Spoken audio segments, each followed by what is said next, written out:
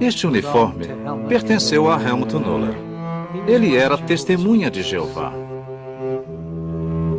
Como ele, milhares de testemunhas de Jeová foram lançadas em prisões e campos de concentração nazistas por suas crenças.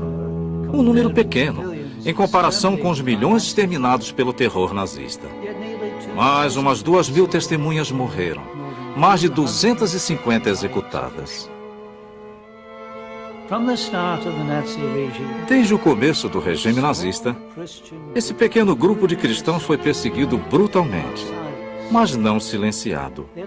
Eles fizeram o mundo saber que a máquina mortífera do nazismo esmagava não só eles, como também a judeus, poloneses e outros. A história das testemunhas de Jeová, o apego às suas crenças e a denúncia do que estava ocorrendo, é pouco conhecida hoje. É uma história que tem de ser contada.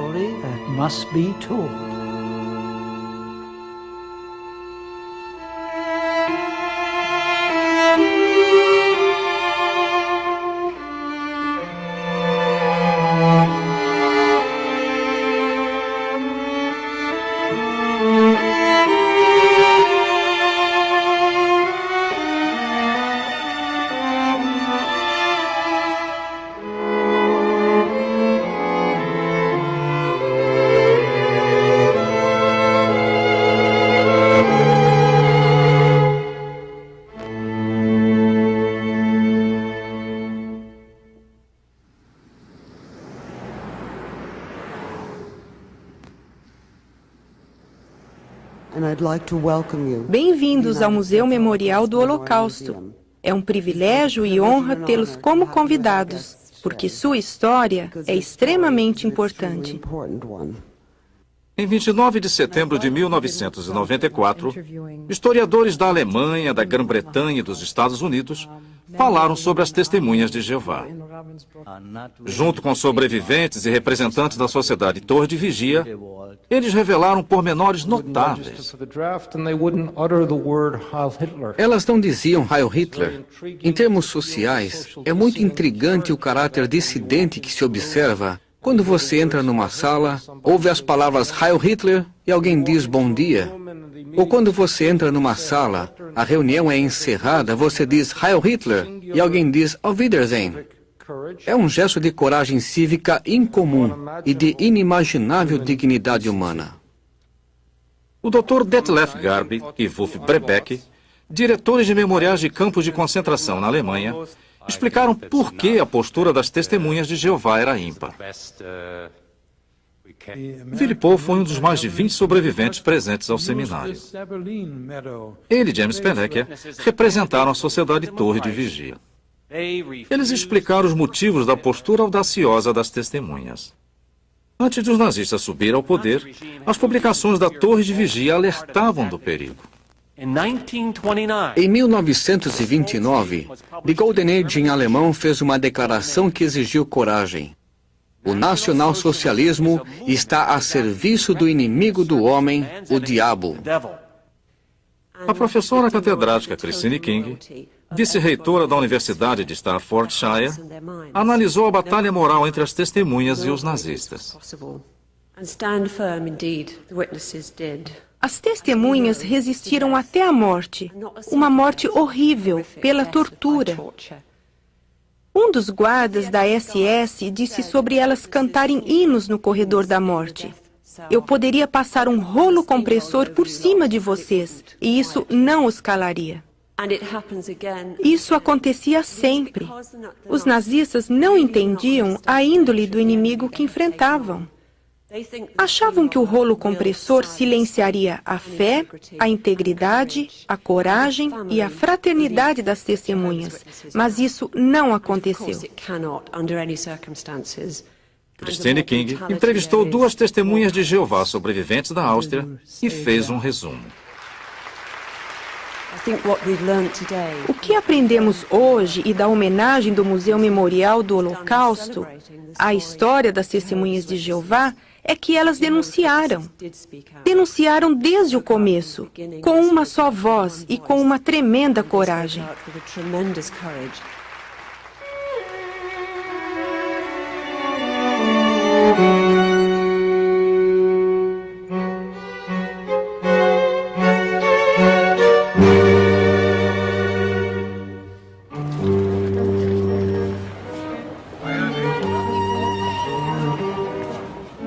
A Alemanha luta para recuperar-se das feridas da Primeira Guerra Mundial.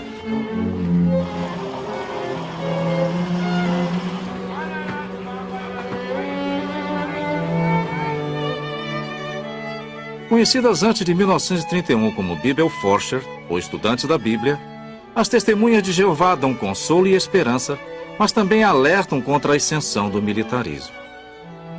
São sempre vistas nas ruas e às portas, distribuindo publicações bíblicas em enormes quantidades.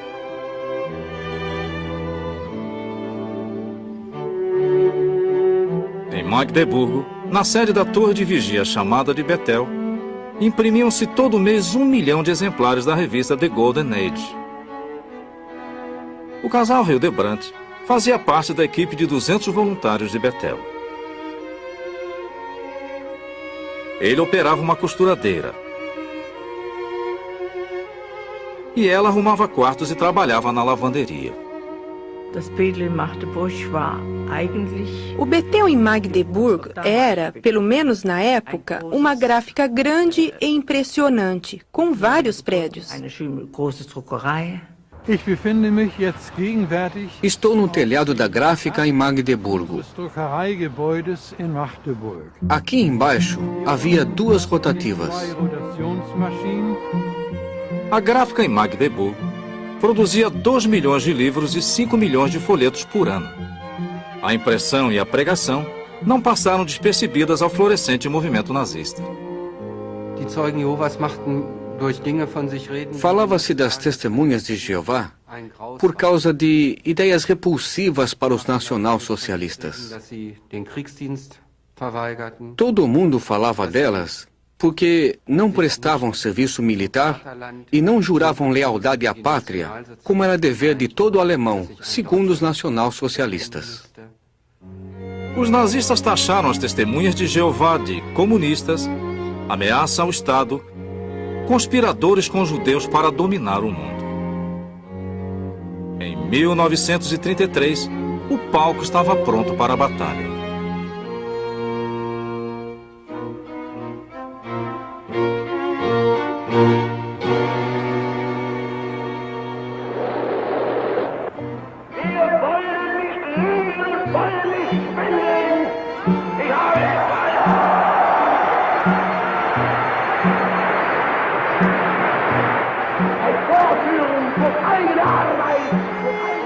As sementes que levaram ao surgimento do nazismo foram lançadas nos campos de batalha da Primeira Guerra Mundial.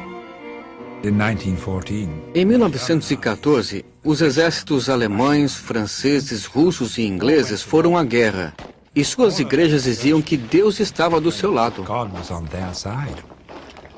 Nada prejudicou mais as igrejas do que a alegação mutuamente exclusiva de ter apoio divino. Em 1918, o cepticismo com relação à credibilidade das igrejas era tão grande que a vasta maioria dos que serviram nas trincheiras voltou muito desiludida e nada disposta a aceitar a autoridade moral das igrejas que os haviam enganado tanto.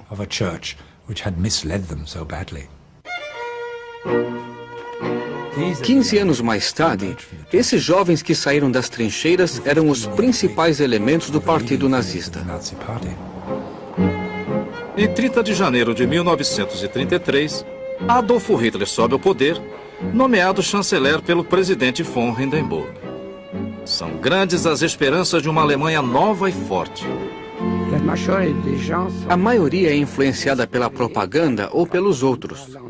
Talvez não seja por perversidade, mas as pessoas apenas se deixam levar por uma enxurrada de propaganda.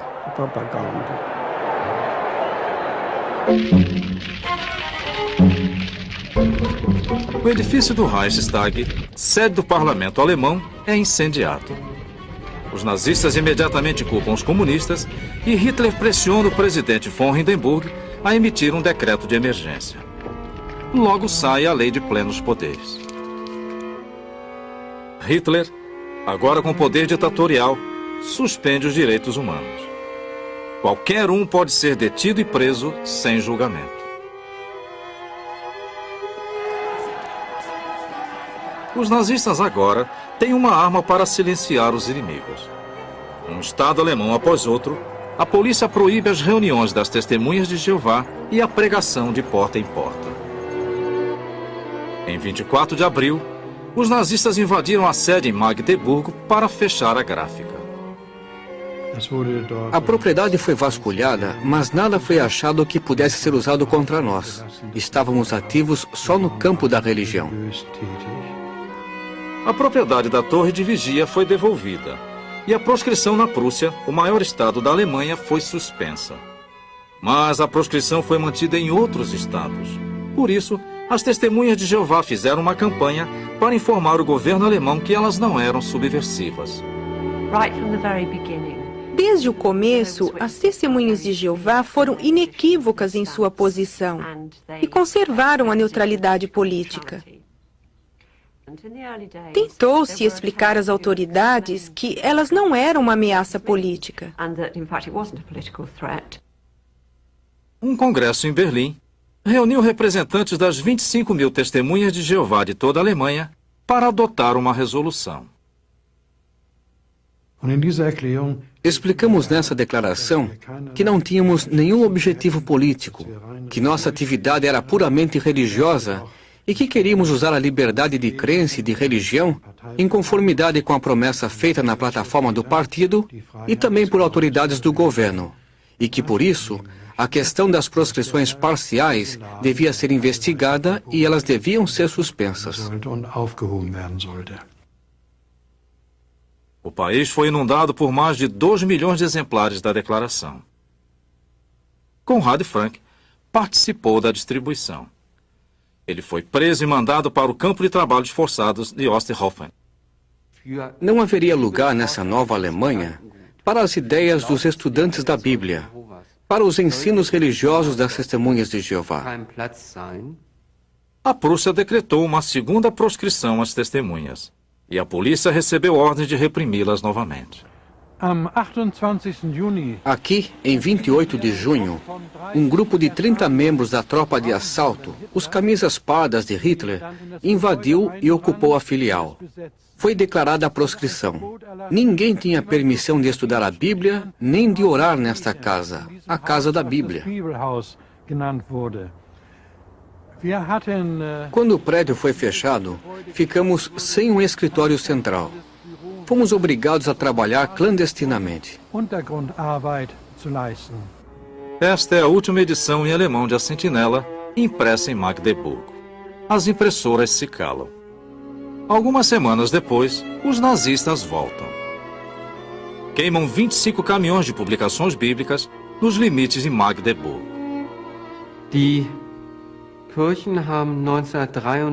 A vasta maioria das igrejas gostou da proscrição às testemunhas de Jeová em 1933.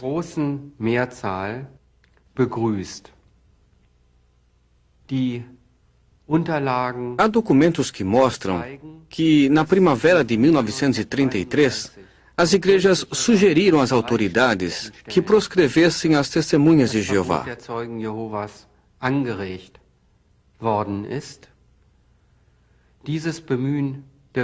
É claro que o governo nacional socialista ficou muito interessado nessas sugestões.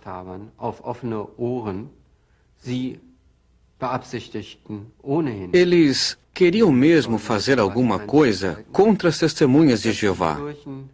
A ajuda das igrejas foi muito bem acolhida pelo governo nacional socialista.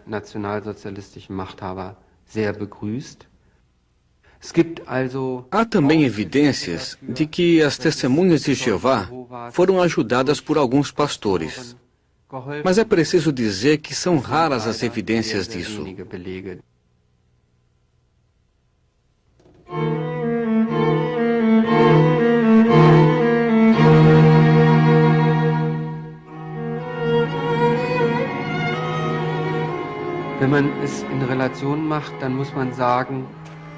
Na verdade, o assassinato de 6 milhões de judeus como crime do Estado, efetuado com a precisão de uma fábrica, foi com certeza um acontecimento sem igual na história da humanidade.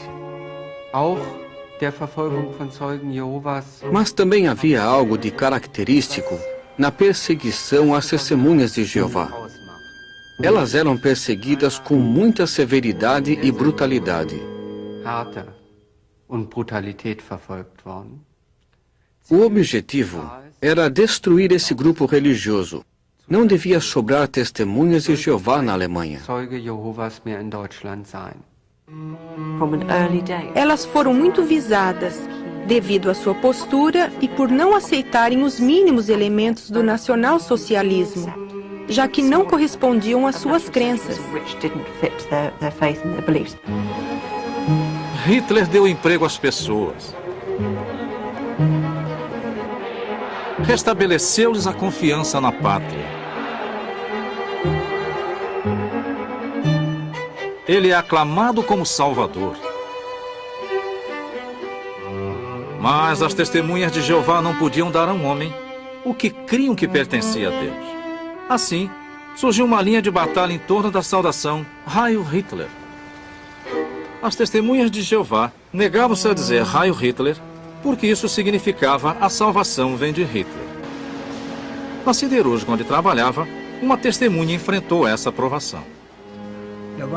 Eu era o único entre 2.000 pessoas que não fazia saudação alemã.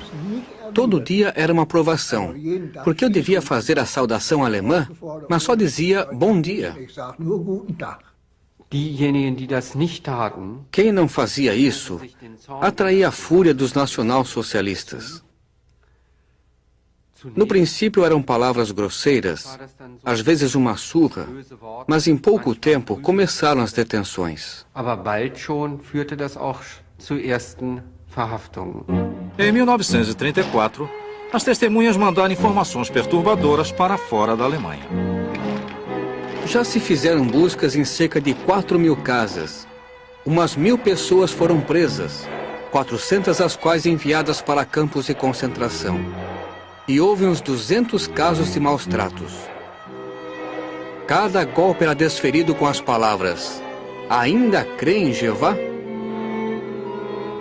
A intimidação nazista atingiu a vida religiosa e os meios de vida das testemunhas de Jeová. Já antes de serem detidas e condenadas à prisão, e depois à prisão protetora, elas haviam sofrido em virtude de sanções econômicas e sociais, perda do emprego, boicote a estabelecimentos comerciais, confisco de pensões ou seguro-desemprego. Uma carta de demissão típica dizia: por se ter recusado a fazer a saudação nazista, rescindimos seu contrato de trabalho. Sim, eu perdi o emprego. Sobrou bastante tempo para pregar. As crianças não foram poupadas. Como acontecia com outros filhos de testemunhas, Paul Gerhard Kusserov, de 6 anos, era pressionado por colegas e professores. Assim que eu comecei a ir à escola, o diretor e os alunos tentaram fazer com que eu dissesse Heil Hitler, saudasse a bandeira e cantasse hinos nazistas. Não era nada agradável ir à escola, porque a gente nunca sabia o que iria acontecer. A Gestapo tirou de paz que eram testemunhas de Jeová a guarda de mais de 800 crianças. Paul Gerhard foi internado numa escola nazista com seu irmão e sua irmã. O reformatório em Dorsten era, a bem dizer, uma prisão. Minha família só podia visitar-me às escondidas. Simone Liebster tinha apenas 12 anos quando os nazistas a tiraram de casa. A última noite que passei com minha mãe foi muito comovente. Foi num vinhedo perto de um castelo em Meersburg, na véspera da minha internação no reformatório de Constança. Entoamos um cântico do reino e depois oramos. Lembro que mamãe disse a Jeová: cuida da minha filhinha. Permite que ela permaneça fiel. 3 anos de proscrição e as testemunhas ainda estão ativas. A Gestapo tem de mobilizar uma unidade especial para caçá-las. Um relatório confidencial da Gestapo gabou-se da prisão numa única batida de 120 testemunhas de Jeová. As testemunhas estavam entre os primeiros a ir para Dachau e para os campos de trabalhos forçados. Isso foi em 1934 e por volta de 1935. Ab 1935 waren aber sehr viele Zeugen Jehovas. De 1935 em diante, muitas testemunhas de Jeová já estavam em prisões e campos nacional-socialistas. Assim, nos campos de concentração de antes da guerra, as testemunhas de Jeová formavam um grupo relativamente grande em comparação com o total de prisioneiros. Antes da guerra, cerca de 5 a 10% dos reclusos em campos de concentração eram testemunhas de Jeová. Além dos campos de concentração, havia testemunhas de Jeová em quase toda a prisão.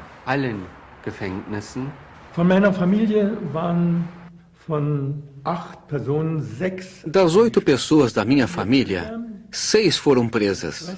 4 irmãos, uma irmã e minha mãe. Juntos passamos uns 43 anos na prisão.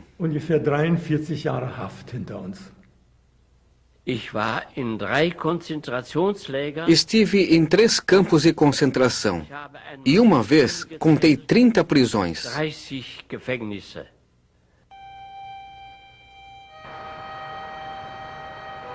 De 1937 em diante, as testemunhas de Jeová soltas da prisão eram mandadas direto para os campos de concentração. No fim daquele ano, havia 6.000 testemunhas de Jeová em prisões e campos nazistas. A partir de 1937, as testemunhas de Jeová receberam o Triângulo Roxo como sinal. Eram o único grupo religioso que constituía uma categoria de reclusos à parte. Não era assim no caso dos prisioneiros de outras religiões, que, de qualquer forma, não eram muitos. O triângulo era relativamente grande e visível a uma boa distância, sem falar na cor, que identificava o prisioneiro. Quando vi uma prisioneira com um triângulo roxo, eu sabia que era uma irmã. Ajudava-me a saber quem era a testemunha. As testemunhas de Jeová eram tratadas pela SS com excepcional crueldade, porque resistiam muito, porque em sua conduta havia muita resistência.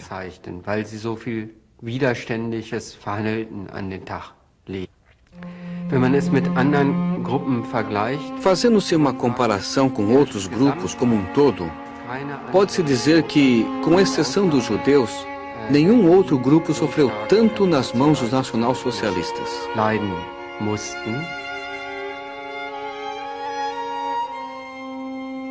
Und bei meiner Einlieferung wurde ich auf der politischen Abteilung. Ao chegar, fui espancado no setor político até perder os sentidos. Quando voltei a mim, meus dentes estavam soltos na boca. Habe ich meine Zähne ausspucken können. Die erste Nacht hätte ich nicht überlebt, wenn nicht. Eu não teria sobrevivido nem à primeira noite se o irmão Erich Nikolajczyk, que estava ao meu lado na cama, não me tivesse tomado nos braços e me aquecido com o corpo. Com isso, eu me recuperei um pouco. Gewärmt, dass ich wieder Leben in mich bekam. No campo a gente recebia só uma fatia de pão de manhã, nada ao meio-dia e uma tigelinha de sopa aguada à noite. Perdi 25 quilos num mês.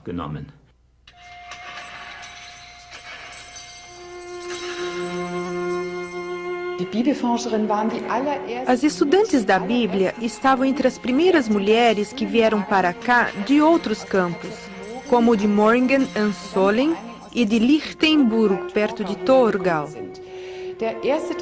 Contrário ao que se cria, os primeiros a chegar em Ravensbrück em maio de 1939 não foram prisioneiros políticos, mas na maior parte estudantes da Bíblia. Os nazistas, obcecados pela ideia de quebrantar a integridade das testemunhas, intensificaram seu ataque psicológico e fizeram-lhes uma oferta extraordinária. As testemunhas de Jeová podiam comprar a liberdade a um custo: sua assinatura e sua fé. Sempre se ofereciam a elas nas prisões e nos campos um papel e uma caneta. Bem poucas assinaram.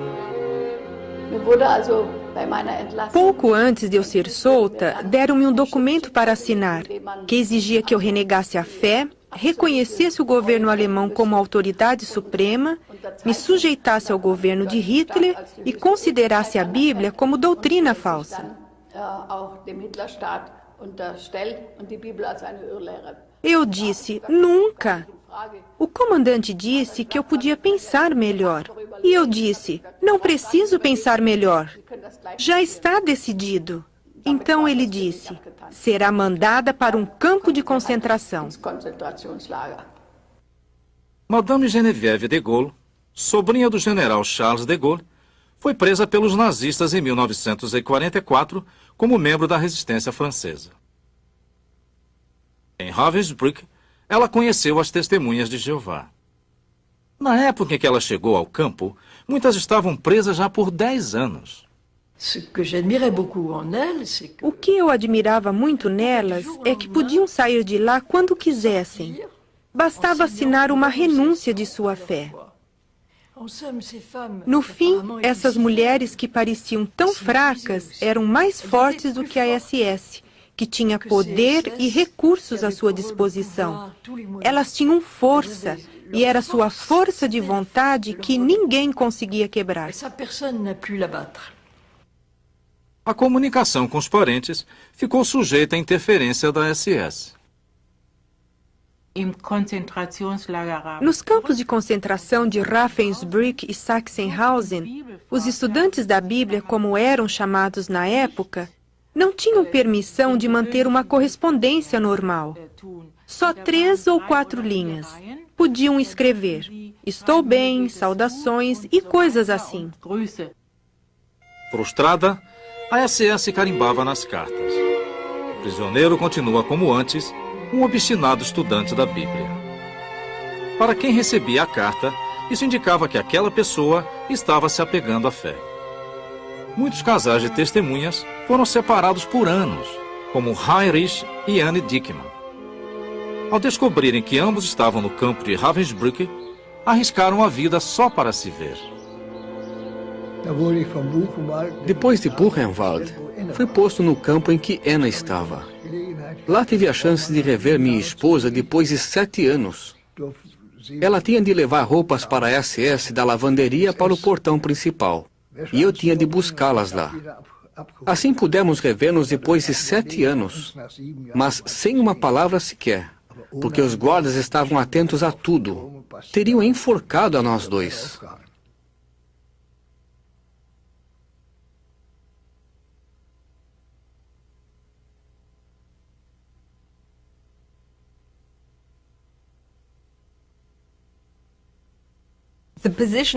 A postura das testemunhas é ímpar entre todos os cristãos da Alemanha nazista. Quem vivia na Alemanha sabia quem eram as testemunhas e em que acreditavam. Desde o começo, as testemunhas de Jeová e suas publicações denunciaram a agressão nazista. A edição inglesa de The Golden Age não fez cerimônia ao expor em caricaturas o câncer do nazismo.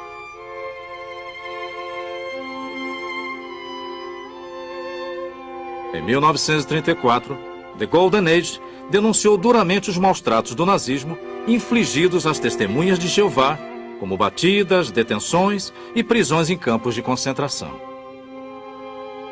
Otto Hartstang, uma testemunha ocular, escreveu sobre o campo de concentração de Esterwegen. Fomos colocados no Bloco Penal 9, um barracão que alojava só irmãos. O Congresso de 1934, na Basileia, foi um marco para as testemunhas. Planejou-se um protesto mundial a ser enviado a Hitler em 7 de outubro. As testemunhas alemães reuniram-se às ocultas. Naquele dia, às 9 horas da manhã, todas as testemunhas de Jeová reuniram-se em pequenos grupos. Testemunhas de Jeová de todo o mundo enviariam um telegrama ao governo de Hitler. Seus maus tratos para com as testemunhas de Jeová chocam a todas as pessoas boas da terra e desonram o nome de Deus. Refreie-se de continuar a persegui-las, senão Deus o destruirá, bem como a seu partido nacional. Hitler não cedeu. Ele reagiu. Depondo sob juramento, Karl Wittig, uma autoridade do governo, descreveu o furor de Hitler. Ele esbravejou: essa raça será exterminada da Alemanha. As publicações da Torre de Vigia não pararam de entrar na Alemanha. A Gestapo fechou o cerco com mais detenções. Nada detinha as testemunhas. Depois de soltas de campos e prisões, continuaram pregando, muitas delas às ocultas. Acharam maneiras inventivas de chegar ao público. Arranjamos emprego numa empresa que reformava chapéus velhos. Assim, saíamos de casa em casa. E já que íamos de casa em casa, é claro que procurávamos oportunidades para dar testemunho. No fundo da sacola, embaixo dos chapéus velhos, fizemos uma espécie de forro falso para guardar folhetos. Se alguém nos pegasse, só acharia os chapéus.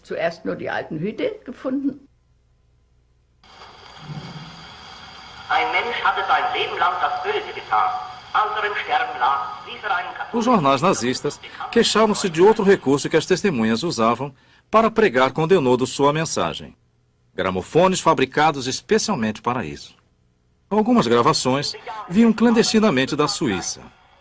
Outras eram produzidas na Alemanha nazista por George Clohre, uma testemunha de Jeová. O chefe da Gestapo, Himmler, ordenou que se pusesse fim ao problema do gramofone.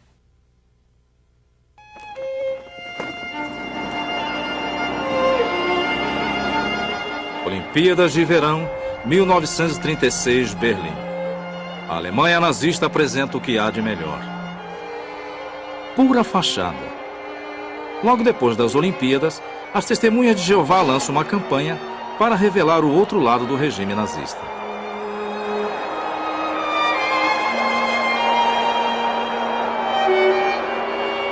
A perseguição nazista é exposta numa resolução adotada num congresso em Lucerna, Suíça. 200.000 cópias da resolução são distribuídas na Alemanha numa só noite, em dezembro de 1936. A doutora Elke Imberger chama a campanha de forma espetacular de proclamação pública. E assim se chamou a atenção de toda a população para o tratamento injusto que Hitler dispensava às testemunhas de Jeová. Curiosas, as autoridades nazistas alegaram que as acusações eram falsas. No dia 30 de junho de 1937, as testemunhas contestaram isso numa carta aberta, repleta de pormenores de espancamentos e assassinatos cometidos pela Gestapo, com nomes, lugares e datas. Max Roveg tomou precauções especiais ao preparar a remessa da carta às autoridades de destaque no distrito de Koblenz. Fiz isso em Mühlbachtal, escondido embaixo de árvores e arbustos e usando luvas de borracha para não deixar impressões digitais. Segundo o Dr. Wolfgang Benz, as duas campanhas deixaram claro à população o caráter criminoso do Estado nazista.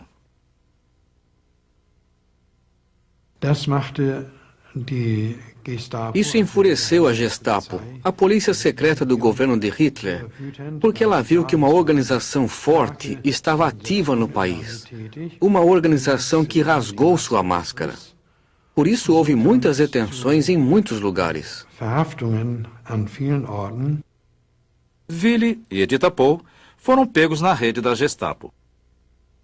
Ficaram 8 meses no campo de prisioneiros de Hamburgo-Fuhlsbüttel.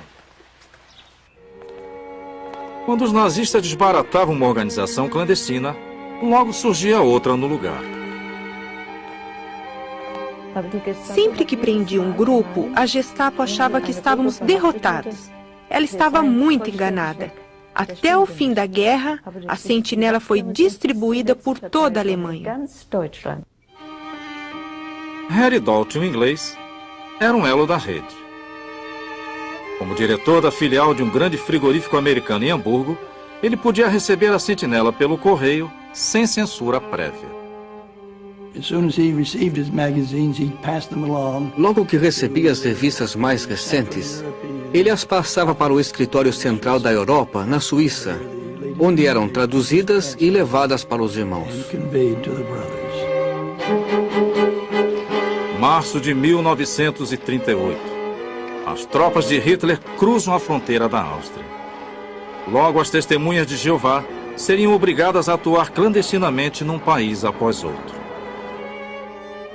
Homens da liderança, Erich Frost, Arthur Winkler e outros, arriscavam a vida pelos concrentes tentando escapar da Gestapo.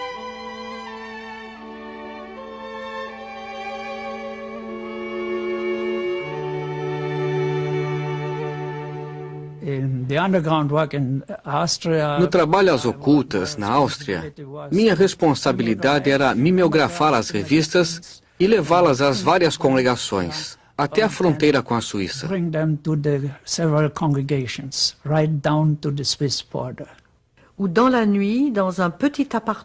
À noite, num pequeno apartamento, cobríamos as janelas com cobertores e colocávamos as máquinas na mesa, que forrávamos com colchas para o barulho não ser ouvido. Ali, a sentinela era traduzida e reproduzida. Depois tínhamos de desmontar e esconder tudo, porque se a Gestapo encontrasse alguma peça, isso significaria a morte do seu proprietário. Outro canal de entrada de publicações era o médico finlandês Felix Kersten, médico do próprio Himmler. Kersten tinha uma propriedade perto de Ravensbrück. Ele usou sua ligação com Himmler para conseguir prisioneiros para trabalhar em seu sítio. Por meio de Himmler, o Dr. Kersten tentou conseguir testemunhas de Jeová. E conseguiu, porque Himmler fazia muitos favores a Kersten. Kersten levou a prisioneira Anne Gustafsson para ser empregada em sua casa na Suécia. Lá ela obtinha a sentinela sem dificuldade. Kersten ofereceu-se para levar publicações para as testemunhas que trabalhavam para ele em Hartz-Wald. Assim, antes de partir para a Alemanha, ele sempre perguntava a Anne: tem alguma coisa? Será um prazer levar. Ponho na minha mala ou no bolso do casaco, porque não me revistam. E fazia isso com prazer. As revistas eram levadas clandestinamente de Hartz-Wald aos campos próximos, Sachsenhausen e Ravensbrück. Assim começou outra rede de comunicação. O livro Cruzada contra o Cristianismo, publicado em 1938 pelas Testemunhas de Jeová, saiu em alemão, francês e polonês. Incluía diagramas de campos de concentração e relatos em primeira mão dos maus-tratos cruéis que as testemunhas sofriam, conforme documentados pela filial da Torre de Vigia na Suíça. O Dr. Thomas Mann, ganhador do Prêmio Nobel, escreveu: li o seu livro e as aterradoras provas documentais com a mais profunda emoção. Os senhores cumpriram com o seu dever por publicarem esse livro e trazerem esses fatos à tona. Parece-me que não existe maior apelo à consciência do mundo. Em 2 de outubro de 1938, 50 emissoras de rádio no mundo todo transmitiram o discurso de Rutherford, presidente da Sociedade Torre de Vigia, Fascismo ou Liberdade. Ele denunciou os perversos ataques aos judeus. O povo alemão é pacífico. O diabo colocou seu representante Hitler no poder. Um homem de mente doentia, cruel, malévolo e desumano, e que age com absoluto desprezo pelas liberdades do povo. Com seus apoiadores, ele governa com mão de ferro. Persegue cruelmente os judeus, porque eles já foram o povo pactuado de Jeová e levavam o nome de Jeová, e porque Cristo Jesus era judeu. Apenas um mês depois, o ódio dos nazistas pelos judeus explodiria com força total. Em 10 de novembro de 1938, vim bem cedo para trabalhar e tivemos uma surpresa. Todas as lojas haviam sido destruídas. As vidraças tinham sido despedaçadas. A rua estava coberta de cacos de vidro e todo mundo pisava em cacos. Na noite anterior, ocorrera a Kristallnacht. A Kristallnacht foi a campanha nazista em que os estabelecimentos comerciais e também os escritórios dos judeus foram destruídos em toda a Alemanha. Tudo ficou em ruínas. Em 9 de novembro de 1938, quase todas as sinagogas foram incendiadas numa só noite. Foi o fim do judaísmo na Alemanha. 20.000 judeus foram enviados para campos de concentração. À medida que as sinistras intenções dos nazistas com relação aos judeus foram ficando claras, como reagiriam as igrejas e seus membros? Na verdade, os cristãos em cima do muro foram profundamente influenciados pela propaganda nazista. Por isso, quando houve uma prova chocante e clara do antissemitismo nazista na Noite de Cristal, em novembro de 1938, as igrejas se calaram totalmente.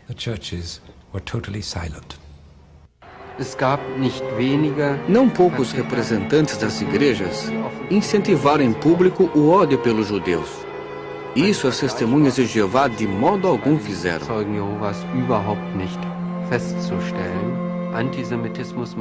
O antissemitismo tem características de racismo. E a última coisa que as testemunhas de Jeová fariam seria considerar os judeus como pessoas de menos mérito, só por causa de sua origem.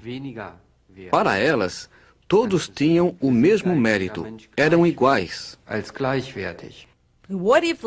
Como teria sido se luteranos e católicos tivessem agido como as testemunhas?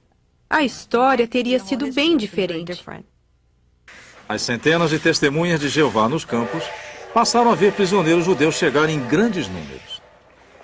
A revista Consolação perguntou: como é possível ficar calado? Eu diria que o apoio que judeus e outros receberam das testemunhas de Jeová nos campos era, em primeiro lugar, espiritual. Em segundo lugar, as testemunhas ajudaram também em sentido material, com alimentação, assistência médica, etc. Nunca ouvi falar de algum sobrevivente que não se lembre das testemunhas. E todos dizem coisas parecidas. Um grupo pequeno, facilmente identificado. Falam sobre o triângulo roxo que usavam, que repartiam o alimento, se ajudavam e ajudavam outros prisioneiros.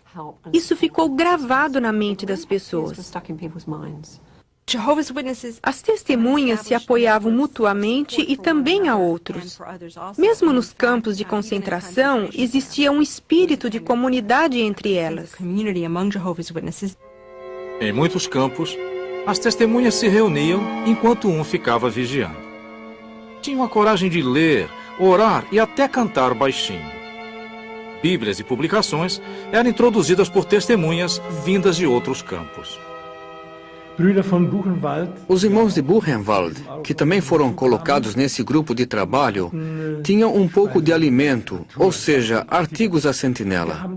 Estudávamos os artigos em secreto no dormitório. Isso nos fortalecia muito. É claro que usávamos toda oportunidade para conversar com os outros prisioneiros sobre a esperança da Bíblia.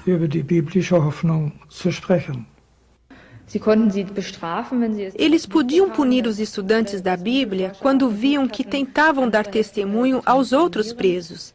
Eles eram punidos, mas a SS não conseguia deter sua atividade, não podia com eles.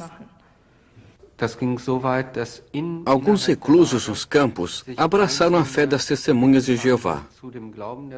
E houve até batismos realizados às escondidas nos campos de concentração.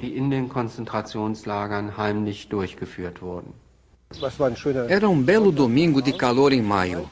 Os prisioneiros estavam deitados na relva e ao meu lado havia alguém com um triângulo roxo. Eu lhe perguntei, o que significa Bibelforscher? Foi o meu primeiro contato. Max Liebster foi preso e enviado para Sachsenhausen por ser judeu. Ele e outros prisioneiros eram alertados várias vezes para não falar com as testemunhas de Jeová. Havia umas 400 testemunhas de Jeová em Sachsenhausen. Assim que chegavam, os jovens testemunhas de Jeová alemães recebiam 25 chicotadas. Eram postos no isolamento, cercado por arame farpado, e o comandante do campo sempre anunciava que quem falasse com as testemunhas de Jeová seria punido com 25 chicotadas.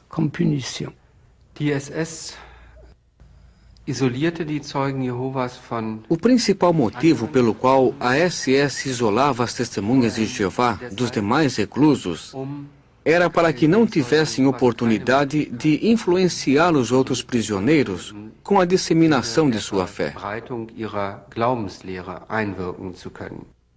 Também se faziam miniaturas das publicações para serem mais fáceis de esconder. Havia, por exemplo, uma edição do tamanho de uma caixa de fósforo do livro Jeová, de 1934. Esta Bíblia em miniatura é a Bíblia inteira. Era o que eu tinha de mais precioso. Josef Rewald e Gottfried Melchior ficaram sozinhos numa oficina do campo. Aproveitaram isso para fazer cópias de uma edição clandestina de A Sentinela. Enquanto ele escrevia, de repente ouvimos barulho nos degraus e um oficial da SS entrou. Seus olhos, naturalmente, bateram logo no manuscrito que o irmão estava escrevendo. Ele o tirou de suas mãos, com um olhar fulminante perguntou, "Não sabe que isso é proibido aqui?" Eu disse, "Sim, senhor, mas é por isso que estamos aqui."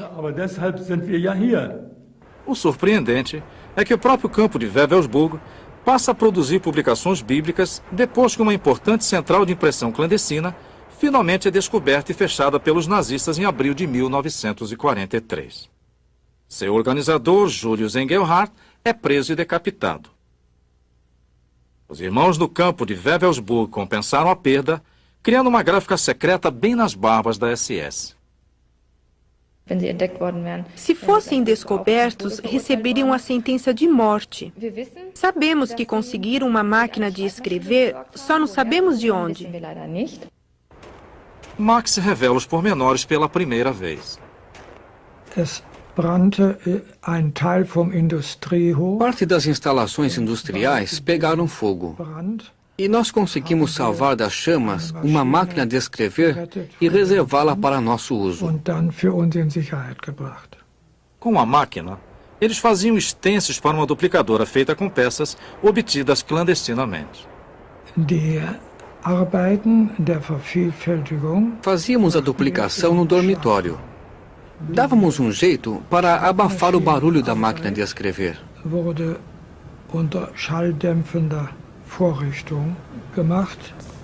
Max, o eletricista do campo, improvisou uma luz para alertar se os guardas se aproximassem. Os prisioneiros imprimiam o suficiente para suprir as testemunhas de Jeová no noroeste da Alemanha. Como eram levadas para fora do campo? Max deu um jeito. Não era difícil levar as publicações para fora. Passávamos pela cerca eletrificada de arame farpado, porque eu havia fabricado os isoladores de tal modo que podíamos afastar os fios. Havia um cântico que também saiu de um campo. Chegou à Suíça e logo espalhou-se entre as testemunhas de Jeová na Europa. Recebemos via Suíça um cântico composto pelo irmão Frost, em Sachsenhausen, intitulado Avante Testemunhas. C'est le cantique en avant témoin de Jéhovah, enfin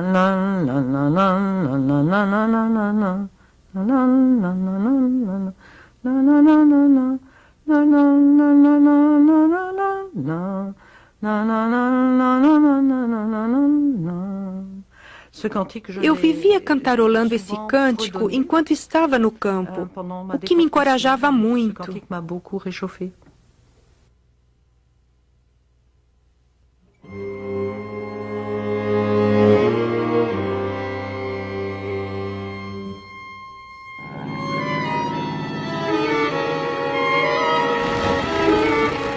Primeiro de setembro de 1939. As Forças Armadas Alemãs invadem a Polônia. O mundo começa o sangrento mergulho na guerra total.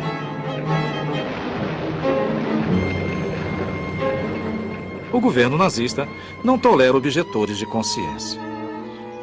Heinrich Dickmann e seu irmão August estavam em Sachsenhausen. A SS tentou uma nova tática de pressão.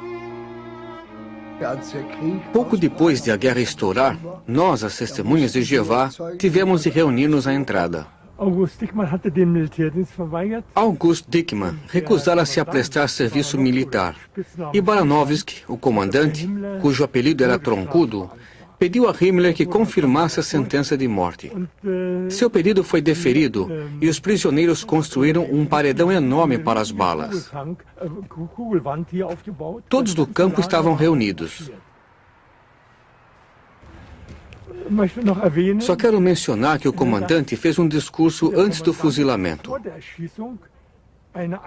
O microfone estava mais ou menos ali. Lembro-me bem do que ele disse. O prisioneiro August Dickmann não se considera cidadão do Reich alemão, mas do reino de Deus. De repente, um integrante da SS apareceu de entre os barracões com August Dickmann e o levou até o paredão. August ficou em pé na frente e nós, uns 300 irmãos, ficamos em pé no máximo a 8 ou 10 passos dele.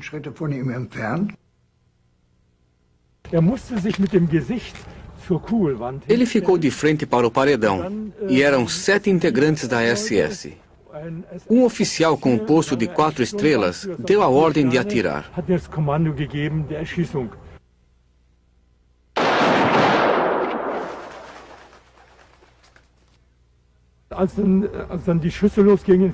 Com os tiros, ele caiu no chão.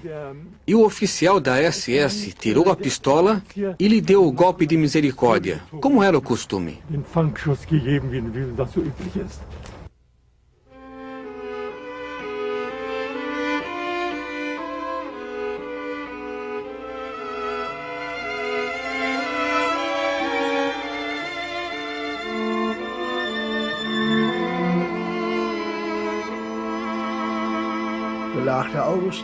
August estava lá no chão. O comandante disse: quem assinar vai embora imediatamente, e quem não assinar será o próximo. De repente, 2 irmãos deram um passo à frente e disseram: não, não queremos assinar, já assinamos, agora queremos retirar nossa assinatura. Fui chamado para falar com o Troncudo. Ele disse: que lição aprendeu? Eu disse: sou e continuarei sendo testemunha de Jeová. Será o próximo fuzilado, disse ele. 5 meses depois, ele estava morto. E eu ainda estou vivo. As prisioneiras testemunhas de Jeová também foram pressionadas a apoiar o esforço de guerra. Muitas mulheres testemunhas trabalhavam numa sala de costura em Ravensbrück. Um dia, no rigoroso inverno de 1939, 400 delas tiveram de fazer uma escolha. Fomos para fora e o comandante veio. Ergueu a mão e disse: quem não for costurar essas bolsas para os soldados, dê um passo à frente. O grupo todo deu um passo à frente. A punição? 5 dias em pé no frio sem se mexer. À noite, as 400 dormiam no chão gelado do bloco de punição. No fim do 5º dia, elas foram trancafiadas e postas em dieta de fome. Cantamos o tempo todo. Citamos textos bíblicos umas para as outras, até que ficamos tão fracas que deitamos no chão, sem palha, sem cobertores. Depois Himmler veio ver-nos. Ainda não viram que seu Deus as abandonou? Nós podemos fazer o que queremos. Respondemos: nosso Deus pode salvar-nos, mas mesmo que não nos salve, não serviremos aos senhores. A porta se fechou e ele mesmo introduziu o espancamento como punição. Waltraud Kusserov foi levado a uma fábrica perto do campo de Ober-Ems. Mostraram a ela uma enorme prancheta para projetar bombas. Eu disse: posso desenhar flores e paisagens, mas nada dessas coisas. Expliquei-lhes que 2 dos meus irmãos foram mortos por se recusarem a pegarem armas. E agora eu devia fazer essas armas? Não, não posso fazer isso. Em Wewelsburg, a solidariedade das testemunhas foi a salvação de 26 irmãos condenados a morrer em trabalhos forçados. Os 26 se recusaram a prestar serviço militar. A SS queria vê-los mortos. Os capos, integrantes da SS que eram enviados ao campo, e outros prisioneiros que se deixavam usar para esse fim, espancavam-nos e obrigavam-nos a continuar trabalhando. Alguns caíam de cansaço, tão grande a carga de pedras pesadas que levavam, e eram forçados a levantar-se de novo. Se alguém fosse relatar esse martírio em pormenores, encheria volumes e mais volumes. O mais fraco dos 26 ficou sendo o único alvo. Ele teve de empurrar em círculos no pátio um carrinho de mão cheio de pedras, muito pesado, até desmaiar. Os outros prisioneiros recebiam ordem de jogar água nele até ele recobrar os sentidos. E começava tudo de novo. Na terceira vez, o prisioneiro não voltou a si. Achando que ele estava quase morto, o comandante o empurrou com os pés até a parede do barracão.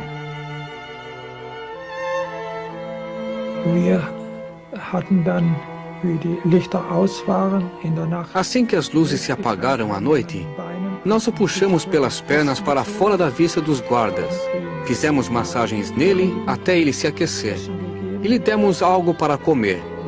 Na manhã seguinte, ele estava novamente na fila. Nem sequer um deles morreu.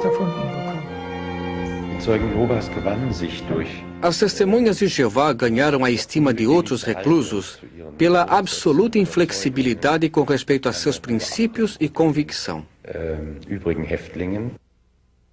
Martin Niemöller, líder protestante e ex-prisioneiro, elogiou as testemunhas de Jeová num sermão. Os Bibelforscher, às centenas e aos milhares, foram a campos de concentração e morreram, porque se recusaram a servir na guerra e recusaram-se a atirar em seres humanos. In den Jahren 1939 bis 1941.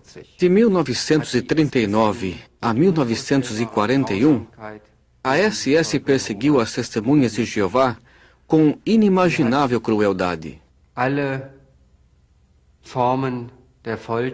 Usou todo tipo de tortura e tormento contra elas para acabar com as testemunhas de Jeová. Zeugen Jehovas zu brechen. No inverno de 1940, muitas vezes elas foram deixadas ao relento, molhadas, no frio de 10 a 15 graus abaixo de zero.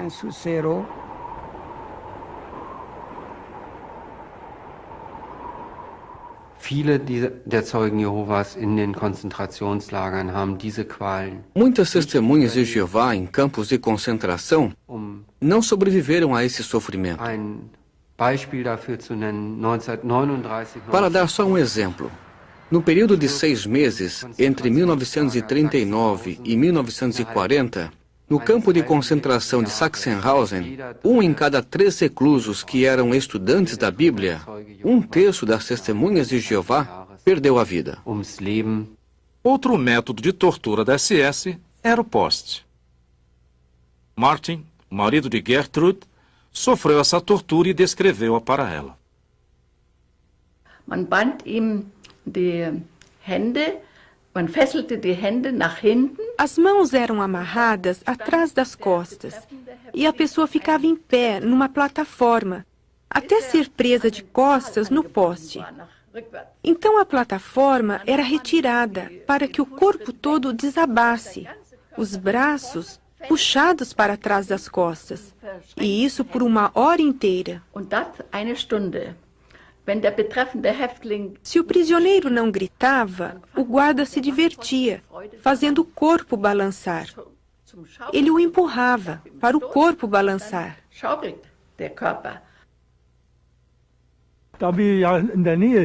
Já que dormíamos perto daqui, no chamado pavilhão de isolamento, onde éramos uma colônia penal, eu ouvi os gemidos das pessoas que estavam penduradas. Vou imitar o que eu ouvia.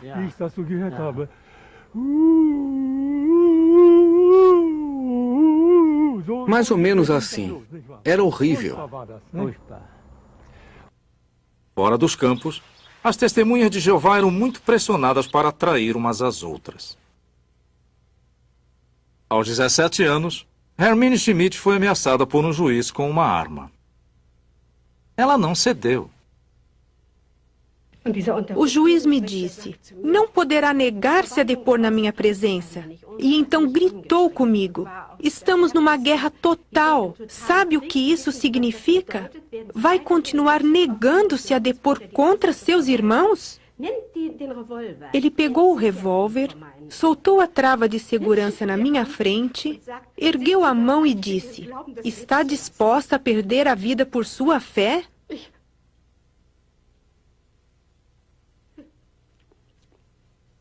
Olhei para meu pai e para os outros irmãos atrás.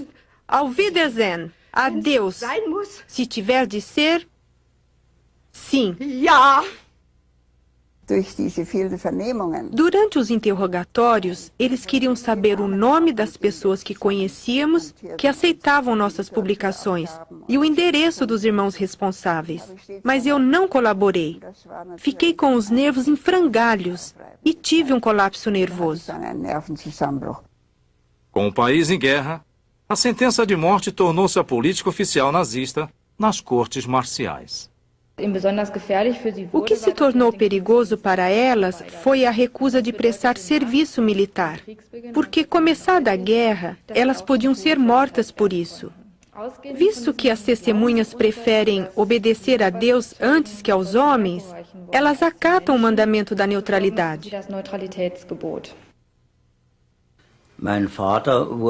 Meu pai foi executado em 1939. Depois de ter sido convocado para o serviço militar e ter explicado sua postura em 7 de dezembro de 1939.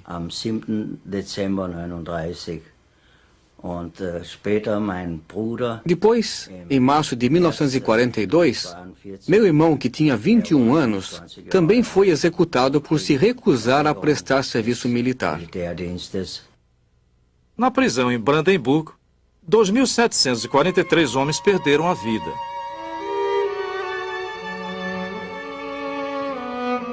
Passando por uma porta de metal, eles se deparavam com a lâmina da guilhotina ou com o gancho da forca.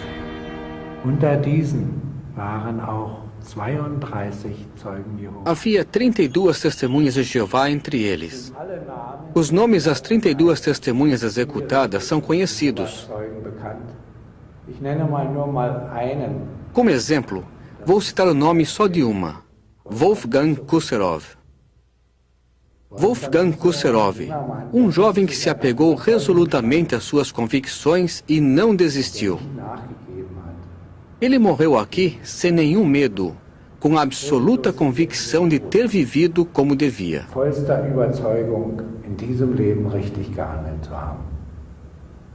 Um guarda da prisão disse a Josef Niklasch que havia algo de diferente em como as testemunhas encaravam a morte. Outros prisioneiros resistem. Alguns até gritavam, dava para ouvir os gritos. Mas, disse ele, vocês vão para o patíbulo falando no reino de Deus até o último momento. Horst Schmidt era uma das mais de 250 testemunhas condenadas à morte. Ele e mais 2 estavam sentados numa cela do corredor da morte em Brandemburgo, aguardando a execução. Ouvimos um estrondo, o barulho de chaves e de portas que se abriam e se fechavam com força. O guarda abriu a porta da cela. Chamou o primeiro para fora. Depois o guarda olhou para a lista mais uma vez, leu o nome do outro e disse de novo, para fora. Pensei, agora é minha vez. Ele examinou a lista, olhou para mim e fechou a porta. É óbvio que desmaiei. Horst Schmidt escapou da guilhotina. Sua mãe adotiva, Emiseira, não. Ela foi presa em Berlim, Plötzensee, por esconder Horst e 2 outros objetores de consciência. Ela foi decapitada em 9 de junho de 1944. Uma rua ao lado da prisão recebeu seu nome em sua homenagem.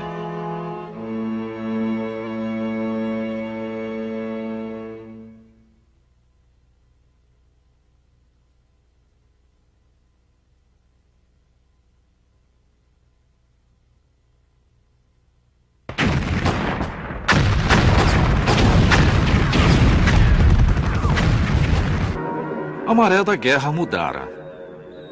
A queda do Terceiro Reich estava à vista. O som distante de artilharia dava esperança aos prisioneiros de que a liberdade se aproximava. Mas, com as frentes nazistas à beira do colapso, a SS tentou evacuar os campos e obrigou os prisioneiros a marchar para o oeste e para o sul. Josef Schein esteve na marcha da morte para Dachau. Eles batiam as portas com os rifles. Saiam, saiam. Foi o começo da marcha da morte. Eles nos disseram, nenhum de vocês será entregue aos inimigos. Isso queria dizer que seríamos eliminados antes. Quem perdia as forças era morto com um tiro. Este é o monumento no local de outra marcha da morte. Junto com milhares de prisioneiros, 220 testemunhas de Jeová foram obrigadas a sair de Sachsenhausen. Essa não foi a única marcha da morte. Arthur Winkler também esteve numa delas. De tão fraco que estava, teria levado um tiro. Os irmãos acharam um carrinho de mão e o colocaram nele. Graças a isso, eu o reencontrei depois da guerra na Holanda. A evacuação de Neuengamme foi tumultuada. Obrigaram os prisioneiros a marchar até o Mar Báltico e a embarcar em navios que seriam afundados. Fomos levados para o navio Tilbeck e depois para o luxuoso Cap Arcona. Esse navio foi bombardeado pelos britânicos. Ele foi devorado pelas chamas, mas eu consegui pular na água com roupa e tudo e nadar até um bote. Eu e outros prisioneiros remamos no bote até a praia. No fim de abril de 1945, algumas testemunhas de Jeová do campo de Stutthof, no leste da Alemanha, junto com outros prisioneiros, foram forçadas a entrar numa pequena barcaça para cruzar o Mar Báltico.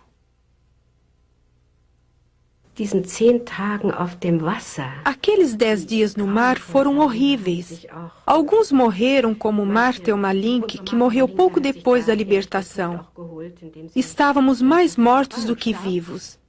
Não éramos seres humanos, nem parecíamos ser. Em 5 de maio, 300 prisioneiros, incluindo 15 testemunhas, aportaram numa ilha perto da Dinamarca.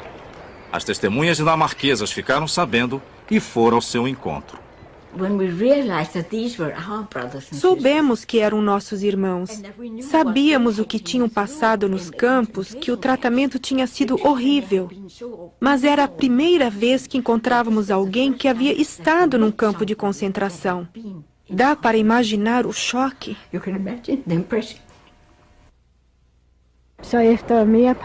Depois de algumas conversas, tive permissão de subir a bordo. Devo dizer que fiquei muito chocada ao vê-los. Nunca me esquecerei de como aqueles esqueletos ambulantes me abraçaram de pura alegria. Tínhamos febre tifoide, piolhos. Eles nos abraçaram. Foi inesquecível, mesmo para essas irmãs. Na libertação de Ravensbrück, os idosos e os doentes não foram deixados para trás. Nesse ínterim, eu me recuperei o bastante para dar caminhadas e descobri uma carroça velha no bosque. Eu disse: "Vejam, achei uma coisa para nossos idosos e doentes." Eu já me sentia bem melhor. Arrumamos a carroça e colocamos os idosos nela. Penduramos uma tabuleta. Testemunhas de Jeová voltando de Ravensbrück para casa. E lá fomos nós. A SS em Wewelsburg planejava matar as 42 testemunhas antes de abandonar o campo. Por quê? Elas sabiam onde a SS havia escondido valiosas obras de arte saqueadas de toda a Europa. No frenesi dos últimos dias, 4 execuções fracassaram. Houve ocasião em que 15 testemunhas seriam fuziladas.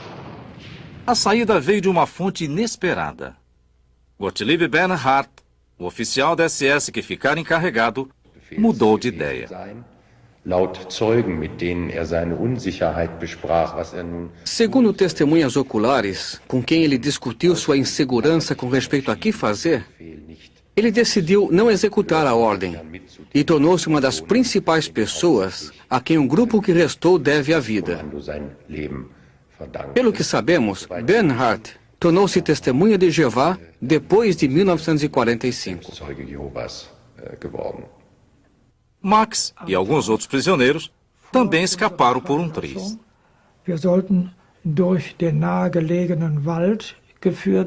Seríamos levados pela floresta, que ficava perto dali, longe da frente de operações. E então deveríamos encontrar fogo de metralhadoras da SS para dar a impressão de que nos havíamos deparado com a frente dos americanos. De repente, os aliados bombardearam Wewelsburg. Os guardas se espalharam. Max e 10 outros prisioneiros correram para abrigar-se na torre do lado norte do castelo. O irônico é que era o próprio lugar que Himmler sonhava que fosse o centro de veneração da SS. Nós nos escondemos nesse local, e a muralha de 3 metros de espessura nos protegeu. Esperamos até anoitecer. A SS havia desaparecido e nós estávamos livres.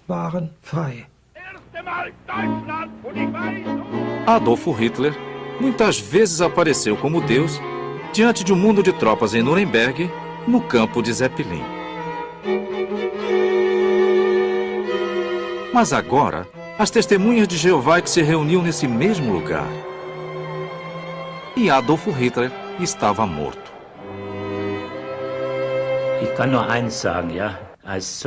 Só posso dizer uma coisa. Nós, testemunhas de Jeová, não fomos heróis. Não podíamos dizer, aguento o que der e vier.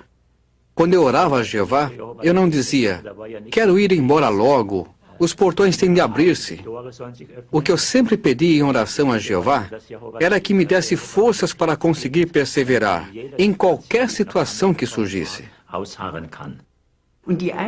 A união entre os irmãos nos fortalecia tanto. Nosso objetivo era perseverar. Nunca pedíamos a Deus que nos libertasse, mas força para perseverar. Nada além disso tinha importância. O que importava era defender o nome de Jeová. Franz Wolfart imaginava que seria executado como seu pai e seu irmão haviam sido. Pensando em sua mãe, na sua noiva e em outras testemunhas de Jeová, ele escreveu um poema de despedida em 1944, ainda preso num campo nazista. Em minha fé, sempre resistirei, embora este mundo escarneça e brade. Em minha esperança, sempre resistirei, por uma época linda e melhor. Em meu amor, sempre resistirei, embora este mundo me retribua com ódio. Dedicado, sempre resistirei, embora este mundo permaneça desleal. Da palavra de Deus vem o poder dos fortes, e aos fracos ela fortalece. Na graça de Deus sempre resistirei. Sozinho eu nunca conseguiria. Com minha vida eu resistirei. E quando eu tomar meu último fôlego, com esse suspiro vocês ouvirão: eu resisto, eu resisto, eu resisto. Essas palavras ressoam a determinação de milhares de testemunhas de Jeová, vivas e mortas, que resistiram ao ataque nazista.